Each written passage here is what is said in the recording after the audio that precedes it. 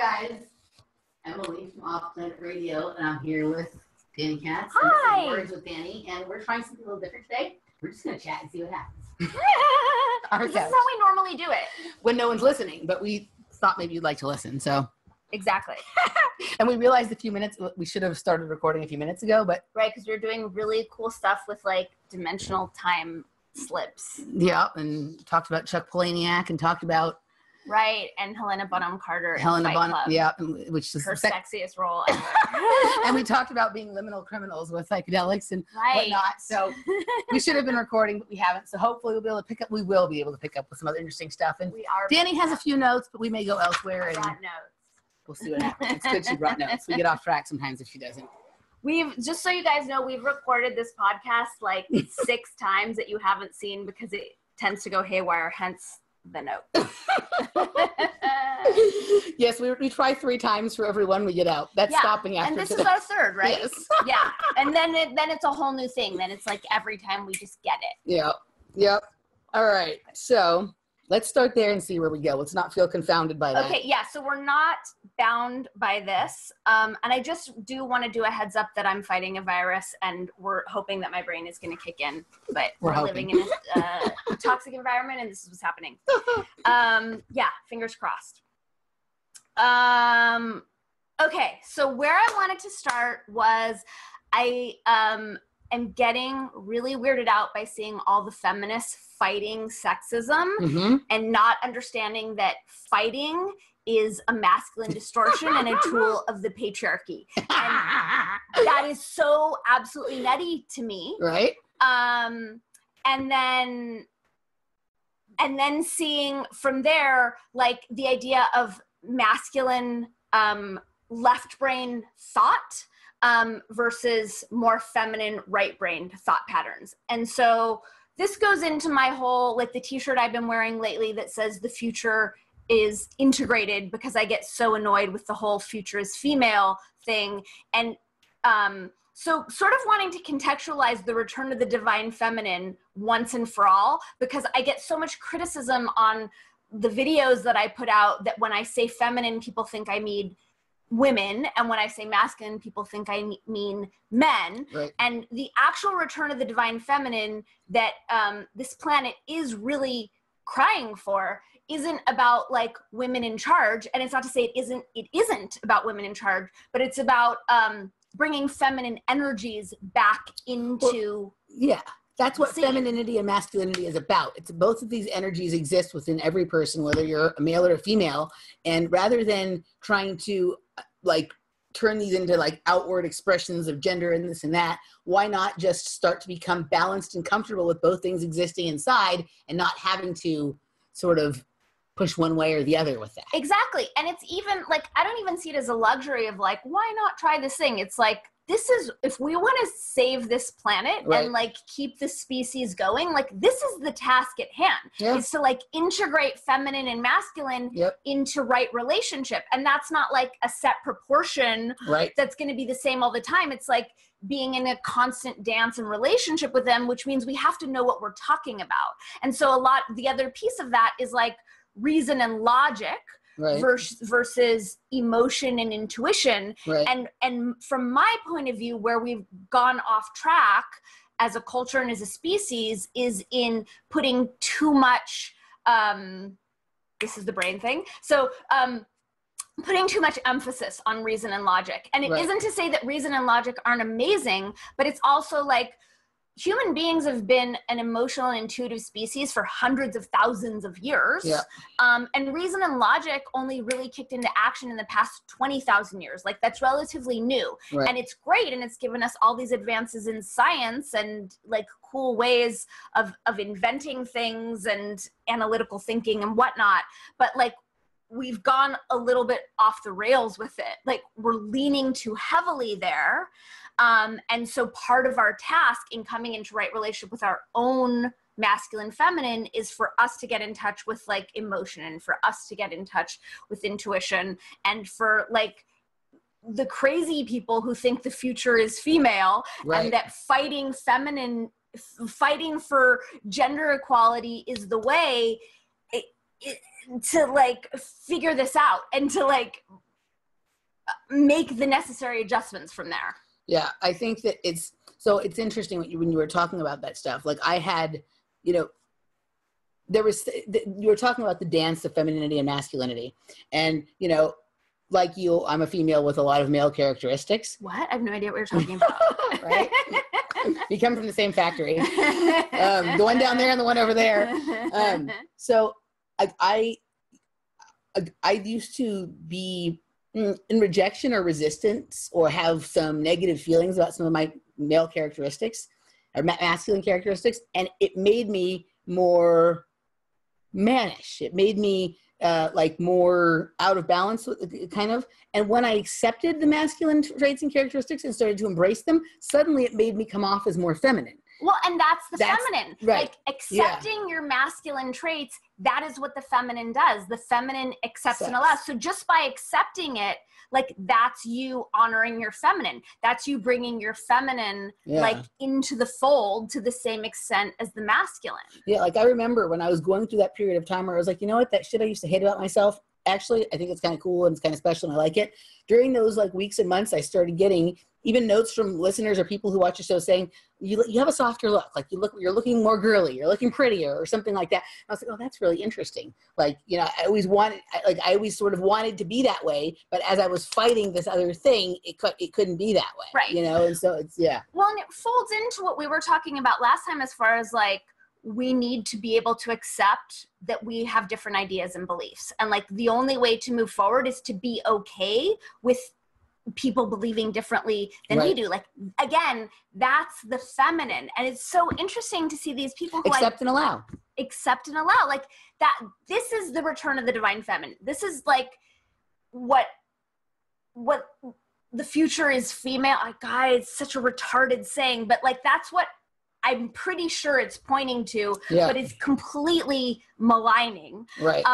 But it's that accepting and allowing. And that's why I love talking to people who have different political beliefs than I do. It's like, I love talking to Trump supporters, or I was having a conversation the other day with a Zionist, and it's like, yes, there's a part of me that's initially triggered, but then I go to the feminine where I go into a different place of allowing, of like, cool, like explain to me what, like tell me so that I can embrace that. If there were no Zionists, we wouldn't have anything to complain about and we wouldn't be happy.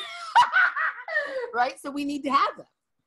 Well, of course, we need all of it. Like we live in duality. Like we need resistance to see ourselves. I need these triggers to see where I'm triggered and where I'm holding on to identifications and fixed belief systems. We all need that. And what we need is the feminine, which isn't like chicks in charge, or not in charge. Say it can't, but it's that allowing and that embracing of all these different perspectives. Right. So that's what I wanted to lead off with. Yeah. Good job. You led off with it, which we're already doing better than last time, because last time you were supposed to lead off with something and you were like something totally else. In totally different direction. Yeah. So no, I agree. I like this accept and allow thing. As I become more and more, I've been in this sort of informational awakening, whatever the fuck, I hate that term, but like whatever this is that we're in, I've been in it for a really long time. And there's a lot of phases you go through. And anyone that I know who I really consider to be like an honest seeker of inner truth and that kind of thing gets at a certain point, comes to the place where they're like, we don't all have to agree. It's more interesting if we don't. And I'm suspicious of people who cannot accept that somebody feels differently than they do and still act like a human being. Yeah.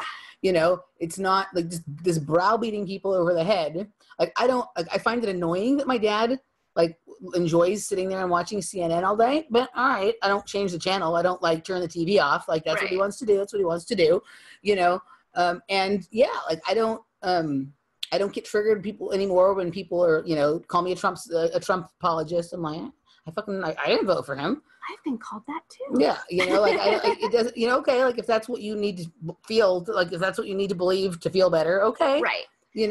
I don't get bent out of shape. I don't get worked up. It doesn't actually bother me at all. Like I don't, I'm also one of these people that's like, and I want to, like, and I hate that I have to say this, right? But like, it doesn't bother me that there are racist people.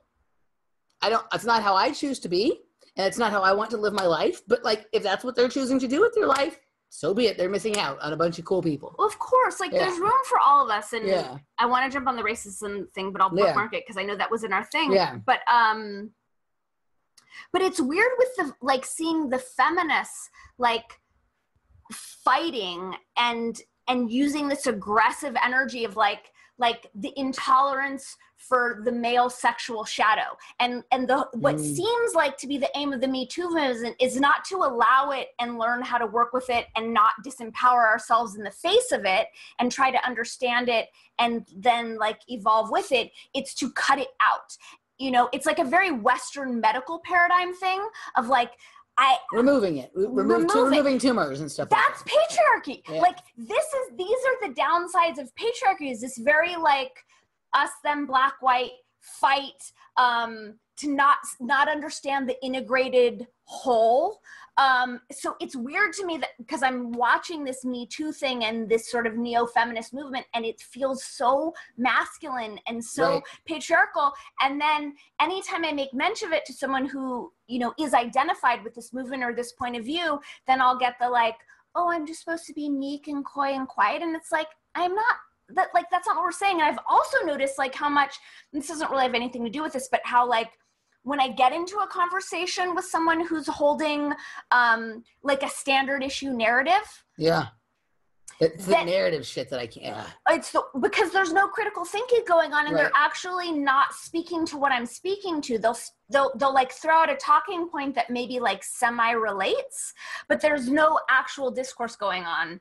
And any feminist that I've talked to about this is like so stealthily identified with this narrative that there's no space to actually have a conversation and find out like, well, what do you really think? Where's the truth? You can't even find out they don't even know what their own actual personal feelings are. They've just like been sucked into this whole narrative, right? Like I just spent a couple weeks ago, like a few days at a retreat with, you know, people who are sort of in the same information pool as we are, but like kind of a different section than most of what I've integrated with before. And it was so refreshing because these people were not married to narratives at all. There was one person there that I felt like was running a little bit of a narrative, you know what I mean? Right. But in general, like they were just like, nah, they know a lot of the stuff we know. Some of the stuff they don't, doesn't really matter. They're just observing what's going on. They feel how they feel. Sometimes, you know, it was really cool because even in my super high information crowd, it's really easy to get like into a certain narrative, whether it's the victimhood narrative or whatever it is, right?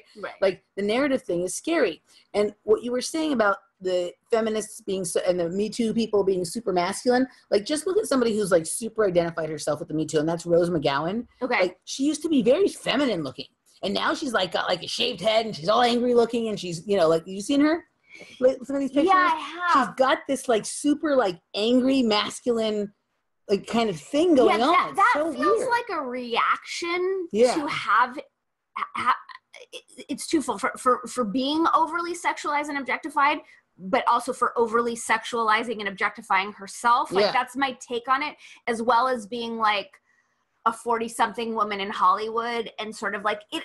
I mean, a lot of her, I don't follow her super closely, but I don't know anything about her. A lot of it feels like a reactive stance, and also, and you know, I don't want to badmouth her, but I hear what you're saying. Yeah. It does. I'm not trying to badmouth her either. It's just weird. Yeah. Like, I saw the picture of her, and she just looks like an angry boy. Well, that's so much of what like various waves of the feminist movement have been, are like women acting like men to get ahead, which like makes sense if we're going to continue to empower patriarchy. It's like, okay, if you want to play that game, then go ahead and act like a man. But it seems like, aren't we ready to leave that game behind? And especially since the word patriarchy is being so maligned right now, and you know, that is what it is. It's weird to see these women who are identified as feminists using the tools and the methods of the patriarchy. They haven't shut Patreon down for being too much in line with the patriarchy. Right.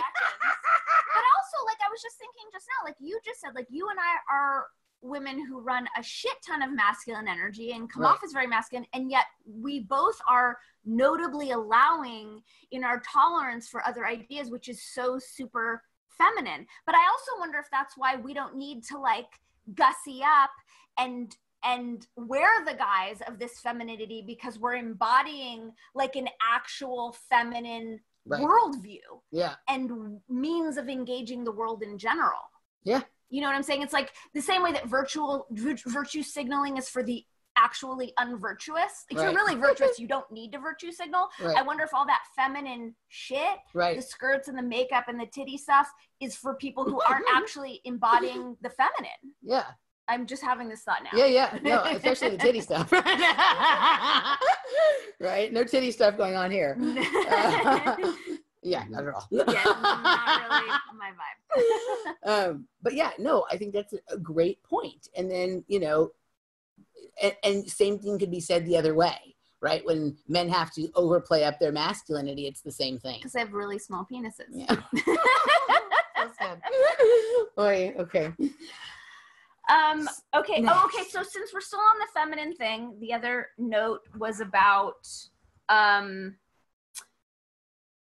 Me Too movement leading with the oppression and how like, so I'll just speak for myself. I'm guessing your experience is similar, but like my experience as a woman is like throughout my lifetime, I'm assuming that I'm safe and equal and that everyone is an awesome person, because that's just a more fun way to go through life. And then if and when sexism or, you know, uncomfortable interactions with men present themselves, I respond to them in the moment, right? Mm-hmm. The way the Me Too movement is being led now is that people are leading with, I'm oppressed, men are assholes, the male sexual shadow is a problem. No one's using any of this languaging, but like whatever it is, they're carrying it into the room. Well, they're everything they do, they're expecting to have some kind of interaction. I feel like it's even beyond expecting as far as baiting. Making it happen. They kind of subconsciously want it to happen to justify. They're kind of like those people who like would say that some instance of rape, like somebody wrote something racist on their door when really they wrote something racist on their college dorm. Remember when that was going on a couple of years ago? Right. Like that kind of stuff. It's like they want, it's weird, right? They want to have something happen, so they just make it happen themselves and then get people to respond and react to it. And then it becomes a scandal that generates that. I feel like it's that on a much more unconscious and a much subtler scale, but that's what I see happening. And what's unfortunate is it brings like the worst behavior and the exceptions to the forefront and the expectation that it's going to be the norm. Right. And then it's infinitely more likely that people are going to manifest that experience because they're carrying that vibration. Yes. You know, they're walking around with it. And that's the vibration that they're broadcasting out into the world. Yeah. So it's a super bummer. It's like when a shark smells blood. It's exactly the same thing as a shark smelling blood. Yeah. I mean, like I walk around, you know, with very few exceptions in my life, I feel pretty comfortable wherever I am, probably mostly because I'm usually in my own world. Like I am observant and aware of what's going on around me, but like I'm not really thinking about what everyone else is doing. I'm just thinking about what I'm thinking about and what I'm doing. Right. And I'm moving with that in mind. Yeah, every once in a while, something a little funky will happen and I'll respond to it. Like I remember I was in Mexico and I got this guy, like I knew he was going to do something, but like I didn't feel really in danger. And like, maybe he was going to just try and like kiss me or something like that. Right. And I felt him coming up behind me and I just stepped out into the middle of the street when the car was coming. Right. So the car stopped short and then the guy like, you know, ran away or whatever. Right. But it wasn't scary. Right. You know what I mean? Like it wasn't scary. And then, you know, the only, like, I've never really had any instances of what I would consider to be sexism. I mean, general silly shit, like, you know, whatever, like, you know, but I guess I would sometimes have trouble when I was coaching gymnastics. Sometimes I would have trouble with some of the male coaches. Right. And it generally, part of it I think was because, you know, I was coaching beam and my girls were really good on beam and they weren't scoring as good on the other events and whatever. So I don't know if that was really because I was a woman, it made it look that way maybe. And a lot of the troubles I had in gymnastics that someone might say were because I was a woman and I was in a world of mostly male coaches could also have been explained away by the fact that they were mostly Christian and conservative and Republican and they had that kind of problem with me or whatever. Right. So like the only thing I've ever really felt, discriminated against about is the fact that I don't believe what everyone else believes. No, I'm very similar, and I think it's also tricky with you and I because we're so outspoken. Mm-hmm. So it's like, is it the woman card? Is it just that I have a big mouth? You know, but yeah. I'm the same as you. Like, I've never felt unsafe. I've traveled all over the entire world by myself. I've walked in shitty neighborhoods at 3 a.m, and it never occurs to me that I'm not totally fine. Yeah. And I haven't had, I've been very blessed that I haven't had any experiences where I feel unsafe. I'm talking about the silly stuff, like general dumb shit that every woman experiences at some time. But again, it's like, and I think that's part of it as well. Like, because I'm not attracting that to me, because that's not my worldview, and I don't feel like I'm not afraid of men, so I don't feel like a weak victim that's like unsafe in the world. And when stuff comes up, I deal with it in the moment and I shut it down. Yeah, I'm just like, this isn't okay. Yeah. So I think that's weird with the Me Too, that everyone's leading with it. And I see that, but I see people wanting that kind of drama right now to justify their outrage and to justify their victim stories and to justify all of their unintegrated trauma that they're projecting out. I don't even understand why does everybody want to be angry so bad? Like right now, there's a couple things in my life that I could be annoyed or angry about, but I'm kind of just like, because you and I do our work. Because you and I have done, like, we've healed so much trauma and so much. It's like, if you're actively dealing with your shit, then you don't want that stuff. But I mean, my analysis of what we're seeing in the world is just a shit ton of unintegrated trauma and rage from a lot of people who have not done their work and just want to be victims and blame everyone else. They haven't done it and they're not doing it, right? Like, not at all. You can tell the difference between when someone is doing their work and they're still having some of these like freakouts or weird stuff happen, but it's different than when someone hasn't done it and is not doing it. Completely. And that was that was one of those brain things. No, well, I was gonna go into my rage analogy, but I feel like we've kind of covered this topic and that it's not necessary to go there. Okay, should we move on to the next? Yes. Okay. Are they called the iGen? The kids who are in college right now, is that their? I have no idea. I don't either. I kind of like, I've called them the iGen, and maybe that's what. Probably because it's like, well, it kind of makes sense. Everything they have is like they've grown up with iPhones and this, but everything is about me, and, right. Okay. How they feel. So my theory about what we're seeing now and how everyone's like worried about like microaggressions and they're so triggered and everyone's so fucking delicate is like the millennials and below and all these humans who were brought up like not losing at tag and getting participation awards and wearing helmets on like none of these people have like cracked their skull open and had to just shake it off and deal with it, and like playing soccer where they don't keep score. So we've created a couple generations now of really thin-skinned, I'm going to call them scros because the word pussy is not the right word. But they're like little babies who can't handle like pain or unfairness or humiliation or whatever it is, which is unfortunate because that's how the world works. Right. Well, that's this whole idea, like with the stuff on college campuses of like, we have to create safe spaces. Right? Like, well, the world is not a safe space. There's no safe space. Like, you have to learn to be safe and in yourself. And so I remember, are you familiar with Simon Sinek? Only I think I've heard you say his name before. Right, because I have a super crush on him. But he's super... She has a crush on Simon Sinek? Simon Sinek. Simon Sinek. Sounds really nerdy. Okay. But the reason I bring him up is because he's mainstream. Like, he's not really in our, like, fringy world. And he did this video, which if you look it up on YouTube is like one of the most important speeches you've ever seen. So I'm mentioning him because it gives legitimacy to my theory. And his thing was like, hey, millennials, we fucked up with you and we've made you too soft and you expect the world to bend to your contracted comfort zones. And that's a bummer, but now you need to get over it. And that's what I'm seeing with everything that's going on. And a lot of it does seem to be coming out of the college campuses is like, we messed up. Like, you're a generational experiment, just like, there were other generational experiments that went awry. I should probably come up with some examples.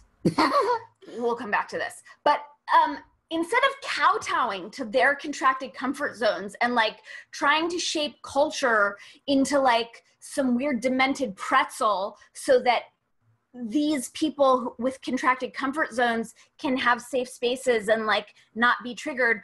I feel like the smarter move is to acknowledge like, yeah, we fucked up. This is an experiment gone awry. Go back to actually ascribing points and scoring and winners and losers in sports and activities and schooling.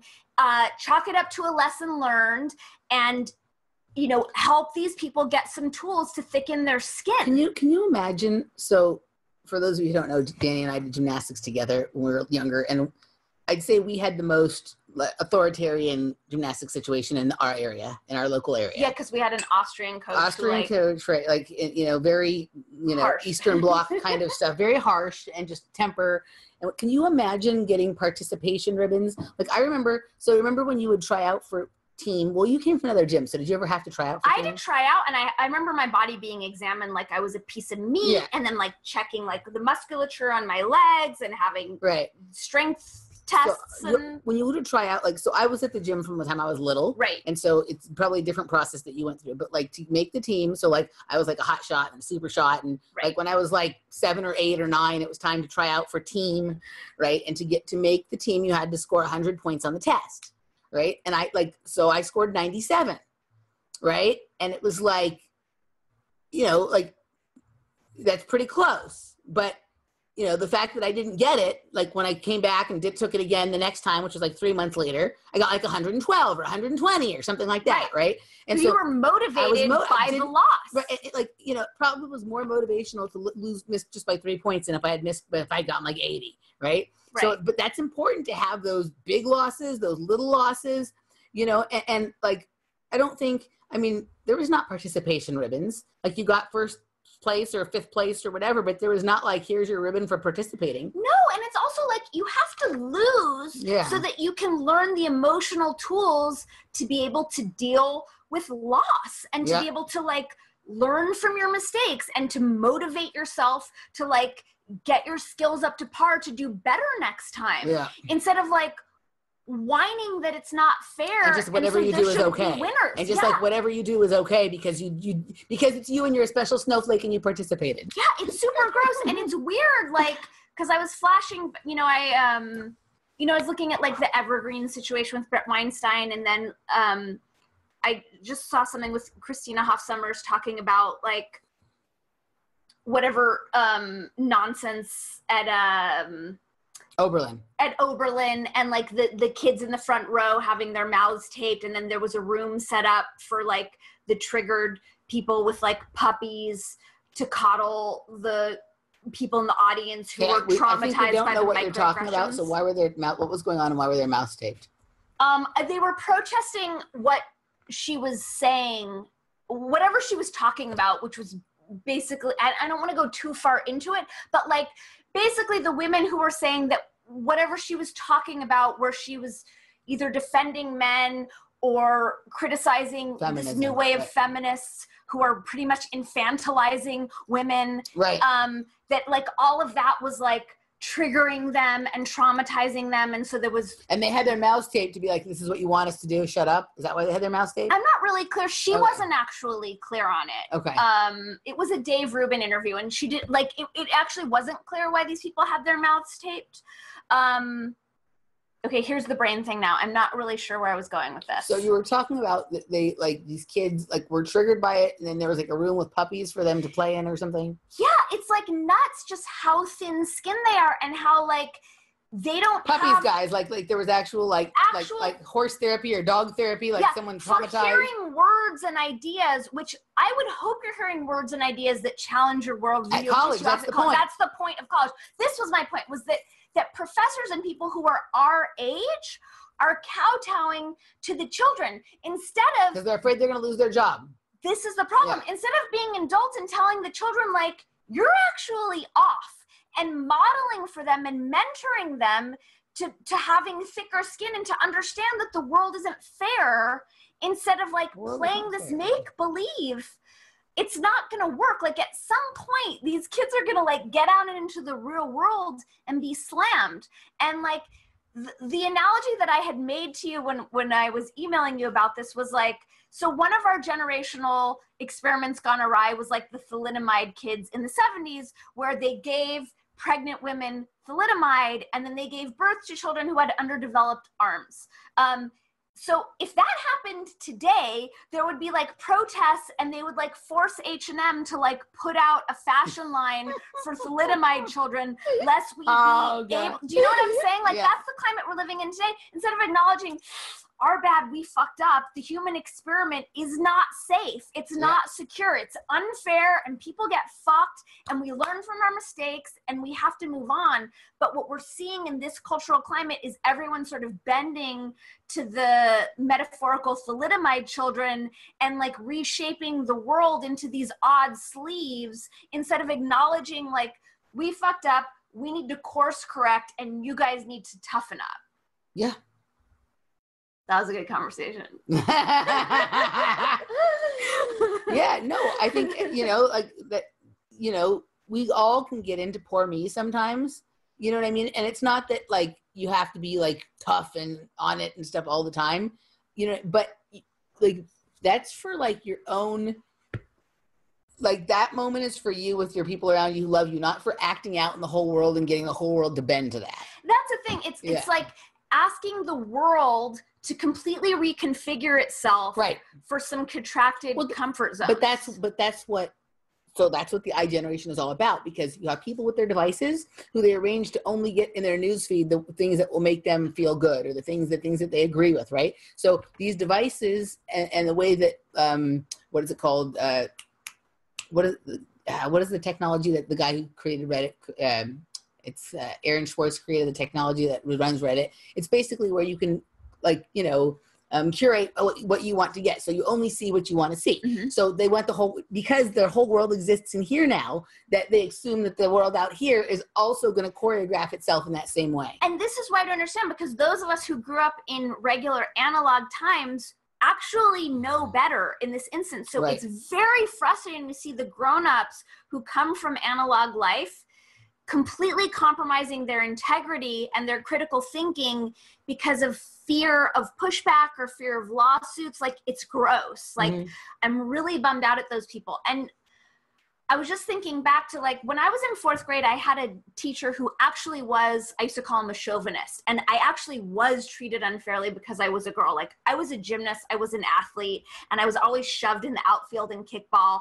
And that pissed me off to the point where I started my first revolution. And I, like, gathered all the girls together and, like, all right, we're all going to sit down at this moment and refuse to play. And, like,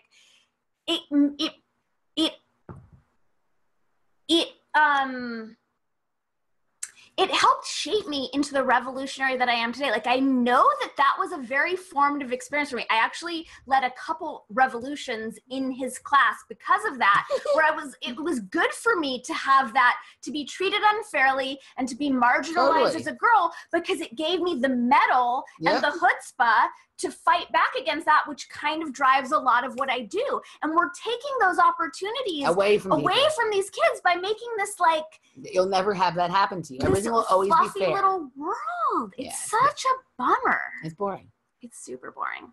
Yeah. Yeah. So my basic thing is millennials, pussy up. And get it. You're gonna get in trouble for that. Well, I've already, I get in trouble all the time anyway. Really? But people like that video that I did. In case the people watching don't know, that, like, the term pussy is so incorrect because pussies are, like, tough and can take a beating, and it's weird in our lexicon that we use pussies to mean, like, weak cowards. And scrotums are super delicate. So I feel like instead of, like, man up, it should be like pussy up. Yeah. And instead of calling someone a pussy, meaning they're weak, they're a scro. All right. Okay. So just so that, like, level, I just want to bring everyone into the fold. All right. You guys heard that first here. Okay. So moving on. Me Too leads. Oh, the novelty of trans. Okay. Okay. Not the novelty of trans, the novelty of trans. Yes. So it occurred to me that we're handling the trans situation completely. That's the transgender situation. Thank you. That we're handling the transgender situation completely wrong. Agreed. Or you and I aren't, but most people are. Right. But the gist was, like, when you and I were growing up, I was not exposed to anyone who was thinking that they were born into the wrong gender and wanted to transition. And yet now we're seeing it more and more and more. We're seeing it with so much consistency. It seems that novelty is emerging on our planet and that the human species is mutating into something different. And so it's weird to me. Whether it be natural or unnatural, that's what's happening. Right. Like, whether people choose to have gender reassignment surgery, like, let's just table that, because that's Well, no, what I mean is whether it's happening as a natural evolutionary phenomenon, right, or whether BPA it's because BPA or soy or fucking parasites or whatever. Yes, exactly. Regardless of why it's happening. And we are all being invited to expand beyond binary gender definition. And so it's weird to me that as novelty is emerging, that we're trying to shove it into this same old box and make it look like what we think, you know, old school gender is supposed to look like. Like, man and woman in those delineations, those were set up in our culture before this trans phenomenon started to emerge. So it seems smarter and healthier and kinder and more compassionate for us to expand our ideas of gender and to not marginalize a group of people and say, hey, you need to, like, go through these surgeries and take 1 million pharmaceuticals to look right like the old way. That just doesn't feel like a smart way to handle it now. It doesn't feel like a sustainable way to handle it moving forward. I think the best way in this is, you know, the highest form of novelty is individuality for all individuals, right? And so for me, what that really means is, like, maybe the way to approach this is, rather than transitioning genders, transcending gender altogether. And just everybody is their own unique self that has masculine and feminine qualities and characteristics in whatever balance works best for them in their life. So according to that, would it work for you if, like, in this moment, I'm Dani, a woman, and then I meet you for dinner tomorrow, and all of a sudden I want you to refer to me as, like, he and him, and I'm a dude?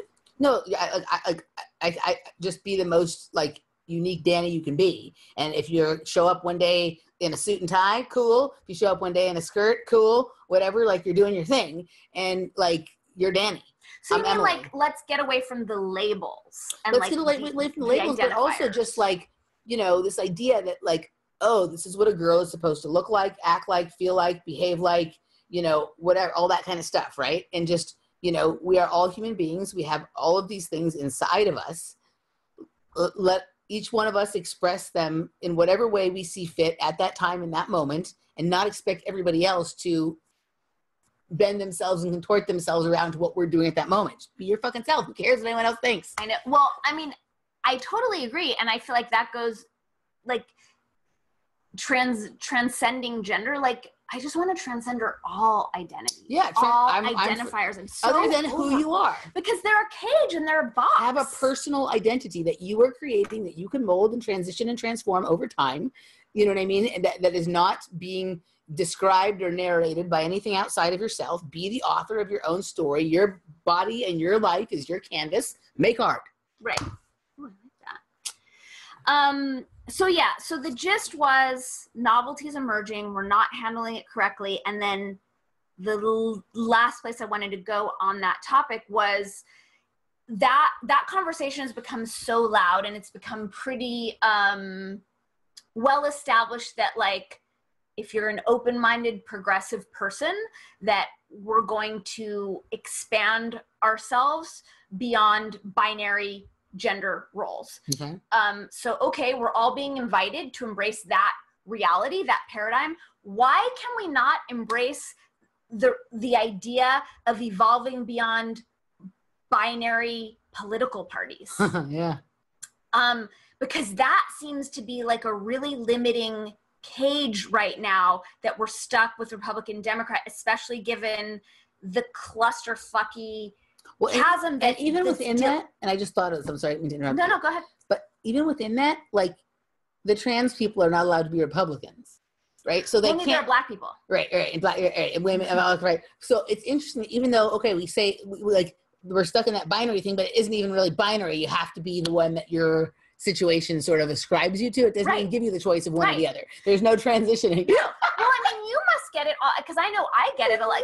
People are shocked that I don't identify as a Democrat. I also don't identify as a Republican, but, like, based on the you know, the boxes they can check and how I physically present myself. Like, people are completely thrown if you're not embodying the box that they want to shove you in. It's less for me now that like I get less of that.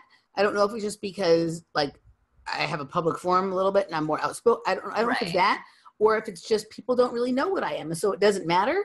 You know, I'm not into any of it. I don't think one is preferable to the other. I'm, you know, completely outside of all that paradigm. But more people seem to be mad that I'm not a Democrat than mad that I'm not a Republican. Well, of course, yeah, of course. So I'll say that. Like, the Republicans don't care that I'm not a Republican, but the Democrats do care that I'm not a Democrat. The Democrats are so weirdly fixed in the mind right now, stuck on a lot of things. But what brought it up was when the whole walk away movement started, and you were instantly like, I'm suspicious of that.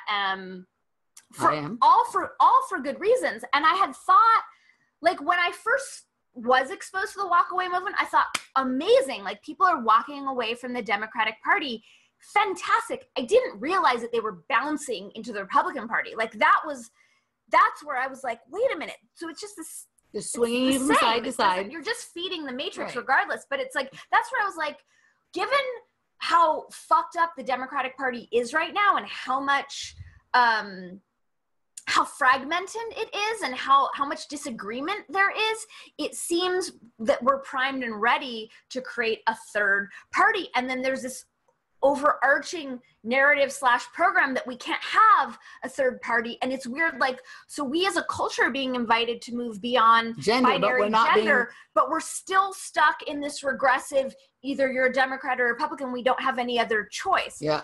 And given that the Democratic there's so much toxicity in that part. There's so many lies, and like, not even going to the whacked out ones, but just the, like, what they did to Bernie. Like, no one, there's no acknowledgement. Well, that's the end of the whole story, right? That's like, with all that stuff, like, the Russian collusion doesn't matter, where the emails came from, it doesn't matter. It said in those emails that basically that they had this all set up for Hillary to be the thing. Nobody said those weren't their emails, right? So that's the whole end of the story. Like, you don't have to go into any further kind of stuff to know that the shit is not kosher at the deli. Right. Yeah. So, not going into the Pizzagate pay story that people may or may not buy, like, it seems like there's enough toxicity and enough, like, scuzzy grossness happening in the Democratic Party, not to mention the infighting between the Democrats right now, that it just seems like it would be really smart to create a third party. And it also seems we're being invited to go as a species in general to we can have 97 genders, but only 2 parties. Yeah. So why not 97 parties? Exactly. Yeah. Like, and seeing, and I know we're not going to, I don't want to take us too deep in the IDW because they're mainstream and not that exciting right now, but, like, seeing so many intellectual dark web for those intellectual dark web, but seeing people who are really open-minded and smart, and it feels like, from my perspective, have outgrown the confines and the constraints of the Democratic Party, still doubling down on wanting to save the Democratic Party. It's like, it's toxic, it's fetid, it's rotten, it's dying. It's like when somebody has gangrene and they're wanting to save their fucking toe. Right, which is not cut it off. But it's not even cut it off. It's just like, start a new, that whole entity is dead and dying and doesn't have a lot of life. And given how many people are walking away from the Democratic Party, like, it just feels like such a great moment to start something new, especially since I don't see the Democrats talking about any brilliant solutions. They're still whining about everything they hate. So can you believe we're still talking about this shit? It's been 2 years. We're still on Russian collusion. Can't with the no evidence. And this is what I want to know is, what on earth would they talk? Okay, so if you said you can't say the word Trump or the word Russia, Nazi, or the word Nazi, what would they talk about? They're like, all the news media would go out of business. I know. And then great, but let's censor 3 words. Russia. I'm not for censorship at all, but those 3 words. Oh my God, this is the perfect segue into the next section. Okay, so moving on from the brilliant third party idea is the words racist, rape, and Nazi, it seems like no one in this country actually knows what those words mean anymore, right? Given how recklessly and how often they're bandied about. Right. So moving into the quantum languaging portion. Yes, this is going to be the language. We're always going to try and include a little languaging section since we have the quantum language hacker here. We do. So sorry. No. Language hack for Emily. Apology rejected. All just for growth. We're learning as we go. So, well, let's just start with Nazi since we just mentioned Nazi, even though it's actually third on the list, but I'm being very flexible. Right. So the word Nazi actually means National Socialist. That's what the word actually means, National Socialist. Oh, I didn't know that. The Nazi Party were the National Socialists. Okay, so where I'm seeing it is it seems like people who think that censorship is a great thing, and that bigotry and that hitting on Trump in a loud and intolerant way are all virtues. Virtues, exactly. So whenever I challenge those narratives, not because I'm a Trump supporter, and another thing that I don't like that I need to say that, and the reality is that in this cultural climate, okay, I don't need to say it, but I'm choosing to say that so that I'm not called an alt-right Nazi Trump supporter. But you are! No, I still am. But then it seems like anytime there's any question of like free speech or that hating on Trump is bigotry, that the knee-jerk reaction is to be like, well, you know, would you say the same thing for people who are supporting the Nazis? And it's like this absolute knee-jerk weird program where the regressive left will reference that they're saving us from Nazis by being Trump-hating bigots by acting who like are Nazis, pro-censorship. By acting like Nazis, right? Because one of the things that Nazis did was they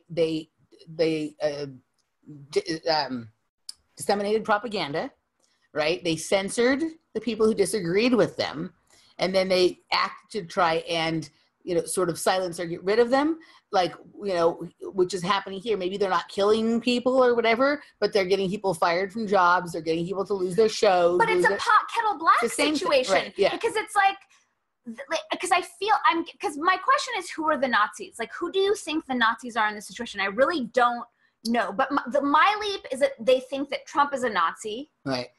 But I haven't heard him call for the extermination of anyone, let alone any species or groups and everybody criticizes them all day, every day, and they're not in jail.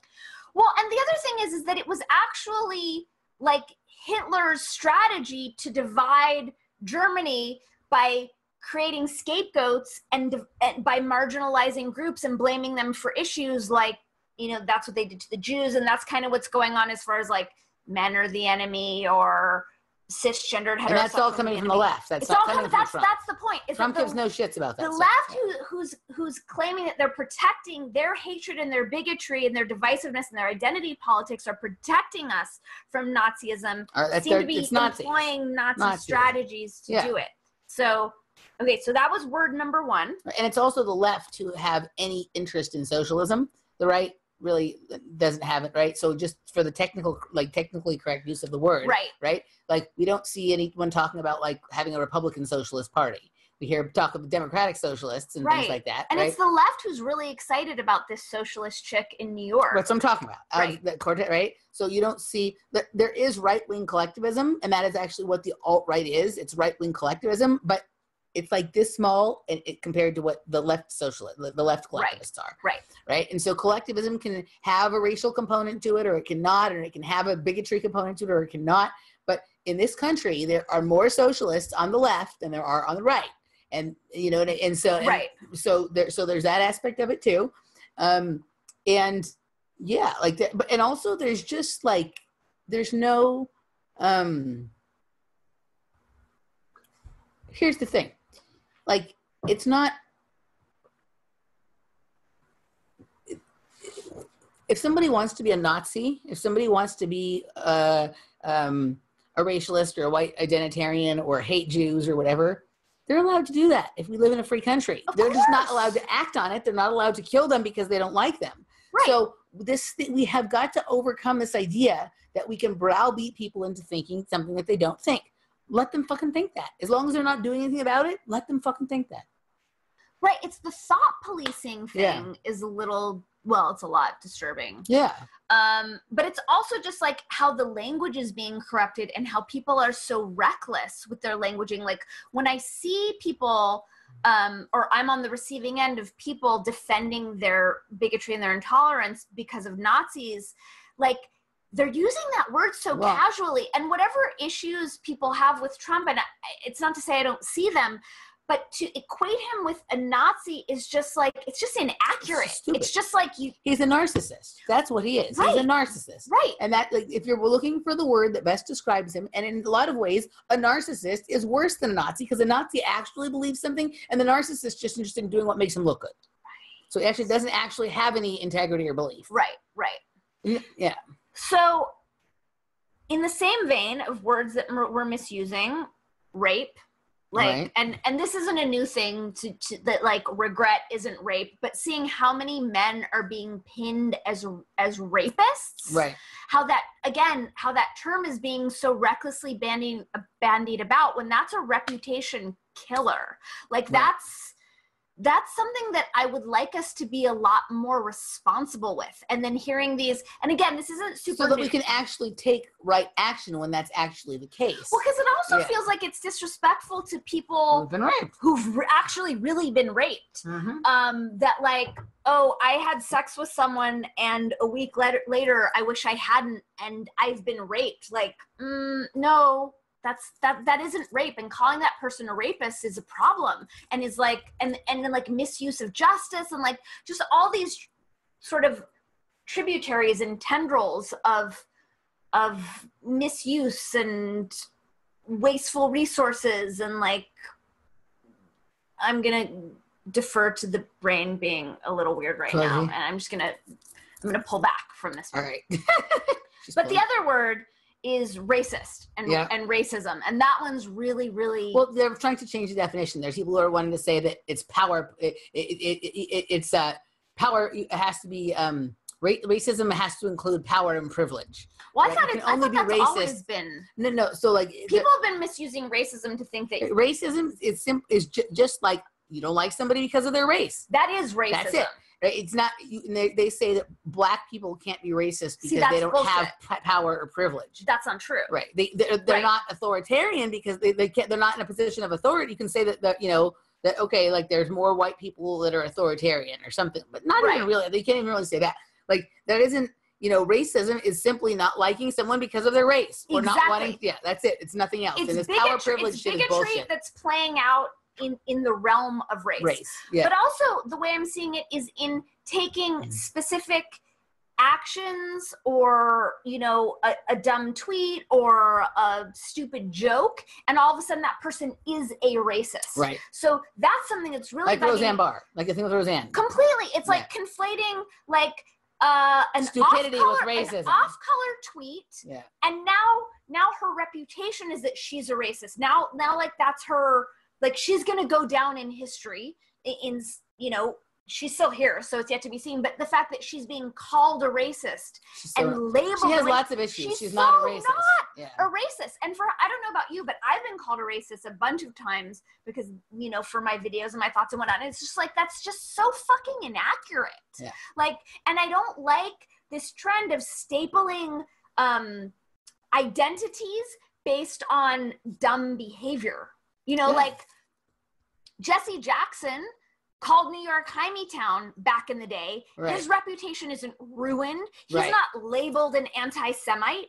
I would doubt that that's on his Wikipedia page, but like right now, that's everyone's number one thing with Roseanne. People love to give that to Trump and all the other people. And just like, my general point is the misuse of these words, and it's and misuse of words that really damage people's reputations.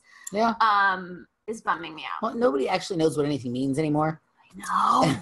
So stupid. Yeah, and the one that bothers me is the way people throw around the term fascism. People like think anybody who's like, like they think that, believing something different than what you believe is fascist, right?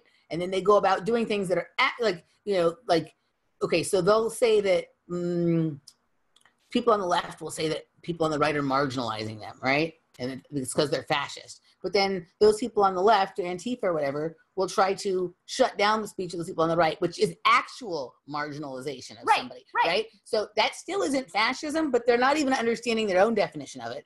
And at least on the planet that I come from, a long time ago, or what I first understood fascism to be, was what Mussolini also called corporatism, which was the merger of corporations and governments. Right. And in that case, the country did not just become fascist when Donald Trump became president. We've been living in a fascist country for at least 100 years. Yeah. Probably longer. For sure. Probably since the beginning of this country. It was, Well, is there also... Our government is a corporation. So that is the definition of fascism. I mean, we're straight up oligarchy, but is part of fascism also the if you're not with us, you're against us perspective? Or is that different?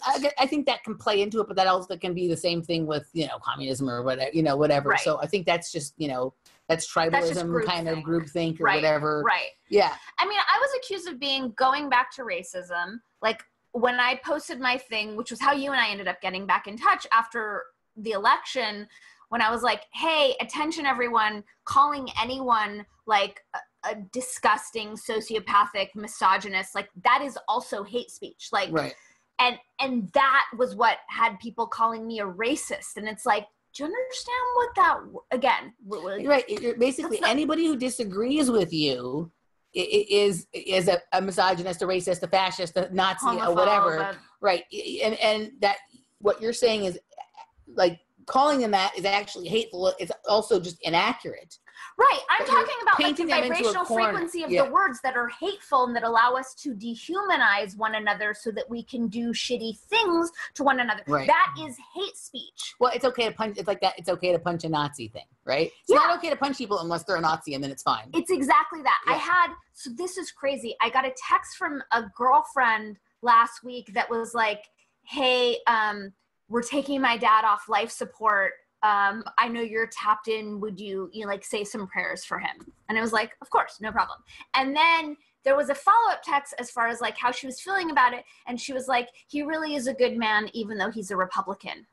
Like that has anything to do with it. It was like, what? Have we gone this far into the outer limits that like, oh, I wouldn't pray for your father's blessed, graceful past? Like that is so cuckoo to me. And like she's lovely, and like part of it was like cheeky and joking. I understand like we all get weird around death and make jokes to make it okay and whatnot, but it was like, wow, like in the same breath as this ask and dealing with like taking her father off life support, she actually thought to put that in. Like it was just, but that's because of what's going on right now. That is so close to the forefront of people's minds that when their dad is dying, they're having confusion about whether they're good or not because they're a Republican. Right.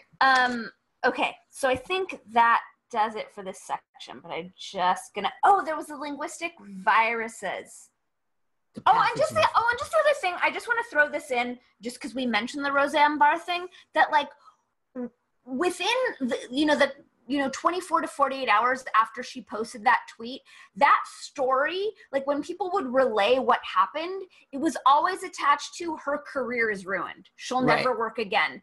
And I didn't understand how that was a logical leap. I didn't like, that doesn't have to be a career ruiner. That doesn't have to be that she's destroyed. But the fact that no one could tell the story without tacking that on. They want people to be fearful of saying anything, making jokes of saying anything, because they want people to go, oh, if I say something that isn't totally politically correct, my life will be ruined. So therefore, don't say anything that isn't totally correct. But I'm also wanting people to start to understand how the propaganda machine works and how social and cultural engineering works. And if no one said that, that might not be the case. Right. But also, like they've been doing that with her whole career. Like, I know. Her career has been ruined, and she was gonna like burn in hell a million times. She's still here. She's a cockroach. She'll never die. Do you think it was because I've also heard people? I think she's awesome. Do you think people? Because I've heard two stories. One, it's because she's a woman, or it's because she's a Trump supporter. But I mean, she wasn't always a Trump supporter. She used to be a Green Party person. No, I think it's just because she's. I don't think it's either. I don't think it's because she's a woman or because I think it's because she's an easy target, because she's a flawed human being, and she's been open about being a flawed human being. So she's an easy target. Well, and I think also because she doesn't kowtow to the status quo. I think because she's a wild card. I think it's because the Matrix can't wrangle her. Nope. She's free range. Yes. Yeah. Okay. Glad we worked that out. Yeah, the linguistic viruses. So, did you say pathogens? Yes, that's what you told me, right? I like that word too. The gist was how I'm tapping into how some words are completely infected. And so with the fundamental understanding that language is the building block of our entire reality and the number one means of programming all of us. Mind control came in with the printing press. Yep, go ahead. Ooh, will you say more about that though? So like, you know, that's basically how, I mean, before that languages were sort of, you know, you couldn't disseminate information in the same way you could once there was a printing press. Right. Right. There was no mass dissemination. Right. It was like not being able to spread a virus until you had vaccines. Right. So, yeah. So the mind control as we know it, like really came in with the printing press. Right. Because suddenly you had the ability to, you know, put these symbols on paper and have people look at them and absorb that meaning without any,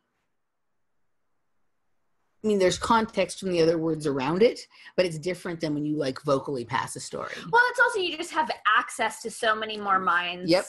I get it. Yeah. So I noticed that these days when I hear the words privilege and entitlement, I have like a full body revulsion. Like cringe, yeah. Yeah. And so I'm realizing that those are severely infected words. And my sense is like purposely infected words. And then the other one was this phrase toxic masculinity, which I think was introduced into the lexicon as a virus. Like I think that words like entitlement and privilege and patriarchy became tainted in the past few years. I think toxic masculinity is a term that like hit the ground running as an engineered virus. Yes. It's Ebola. It's AIDS. Exactly. Right. It's not polio, but maybe even polio was engineered from the beginning. Who the fuck knows? But like, it's not chickenpox or whatever. No. This came out of like a lab. Yeah. Like a CIA fuck with This came from Lytton or whatever. IG Farben, right? Yes. Exactly.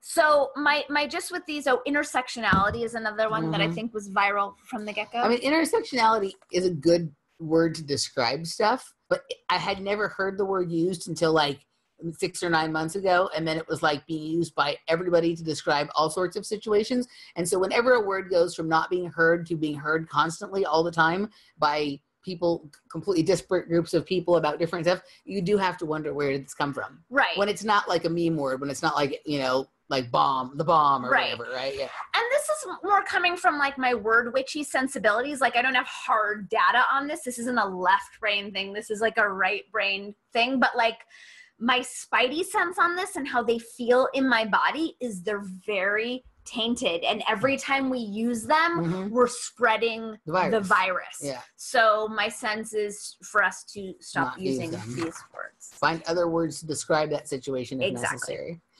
Okay, so then the last one, we're doing so well, is the issues that I'm taking with the way my favorite critical thinkers are communicating their ideas. Okay. So I'm just going to start, and they're all like examples of the same sort of umbrella, which is wanting to take the sort of like bratty barbs and the adversarial edges out of the way we're communicating larger truths. Right. So my first example. But those make for such good video clips on so-and-so destroyed so-and-so. That's the thing is I get that it's like clickbait, and I get that like, yes, for Candace Owens destroys CNN host, right? Yeah, I mean, kind of like, and Candace Owens is on here, but even when Ben Shapiro wanted to debate how do you say her name? Alexandria Ocasio-Cortez.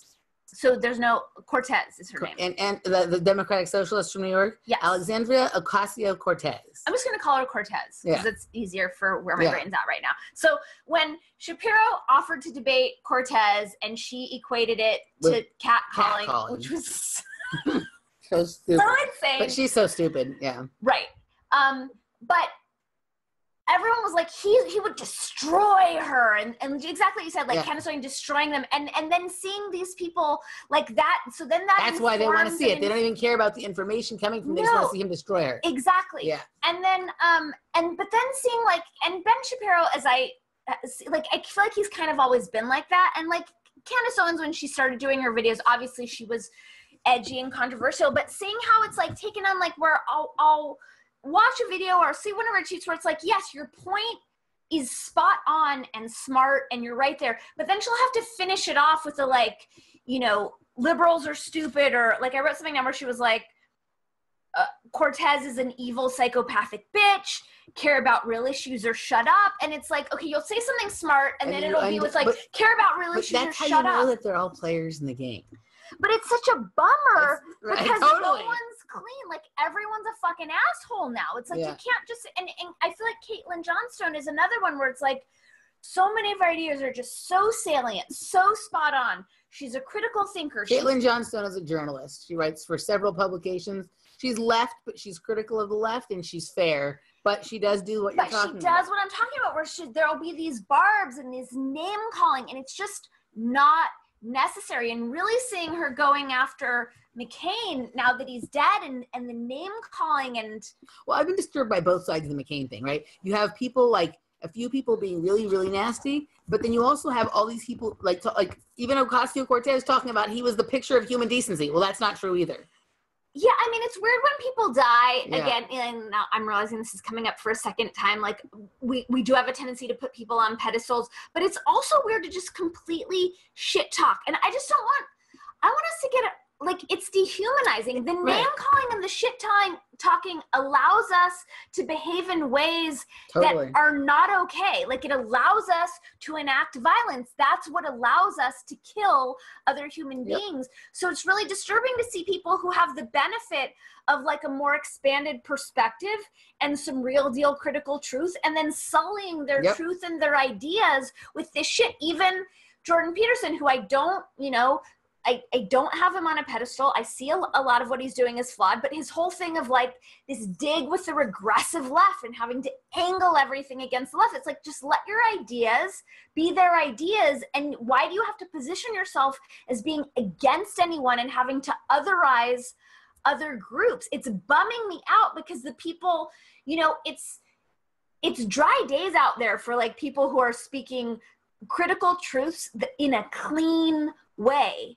And I'm bummed about it because the people who I am getting the closest thing to truth from are sullying it for me by angling it against other people and throwing shit like this out. And so then my other example of this is Christina Hoff Sommers, and she does have a sarcastic bent. But I'm bummed with the sarcasm. I'm bummed that like sarcasm is this thing that we've elevated to this like humor. It's like saying somebody has a good sense of humor. Oh, this person's sarcastic. Like it's like a virtue or a quality or something. Yeah, exactly. Yeah. And like the example that I used was like on these online dating sites, like how many of the men, like this startling majority, will list sarcasm as like one of their best qualities. I mean, it must be because there's such a limited amount of words that they're allowed to use in these things. So it's weird that we have sarcasm built upon this pedestal, and it bums me out because it's like these people have truth on their side. Like this, I think that the things that Christina Hoff Sommers are saying, for the most part, are true and are right. But then it comes, when it's delivered through sarcasm, it has this bratty edge, and it makes it hard to swallow, and it's off-putting, and it's divisive. And so I'm kind of calling for these people who are smart and who are, have these expansive worldviews and are speaking these truths to like tone down that edge. And I don't know if they're just doing it to get more clicks or to get more likes, if it really is just a social media internet thing that we're seeing. Do you know what I'm saying? Yeah. But from like a communication perspective and like a humanist perspective, I don't think it's helping us. Like, we're already so divisive, so divided, and it's already so edgy. Like, with just people, like say your thing and don't like say your thing and don't provoke. Like Candace Owens, like it's so unnecessary. I can't stand listening to her anymore for a couple of reasons. Since she's become a conservative. Well, no, I mean, whatever. I don't care. Like she because of what you're saying, but also there's something about the way she speaks. She doesn't like. I don't even know what the word is to say, but something about the way she talks, the way she says her words, she like doesn't finish it. Like, I don't know. She doesn't, this is going to wander off into really weird territory, but it's like she doesn't complete the mouth motion correct. I don't know. I can't listen to her. Her words blend into the next words. She doesn't finish her words. There's like a laziness about it. She's just like. Yeah. It's more present sometimes than others. But it really bugs me. I mean, it's kind of like my thing with Camille Paglia. They're like, okay. It's like, it's to the point where like, it's very hard for me to listen to her because of that unfortunate tick. Yeah. But yeah, I mean, Candace Owens has shifted quite a bit. I mean, she looks ridiculous now too. She looks like a politician. She looks like she's getting ready to run. She is. She looks like she's getting ready to run for. Of course she is. You know, she looks like she's going to be appointed to the State Department or getting ready to run for president or something. I mean, I don't fault her for it. It's a smart. I mean, I do fault her for it. It was more fun the other way.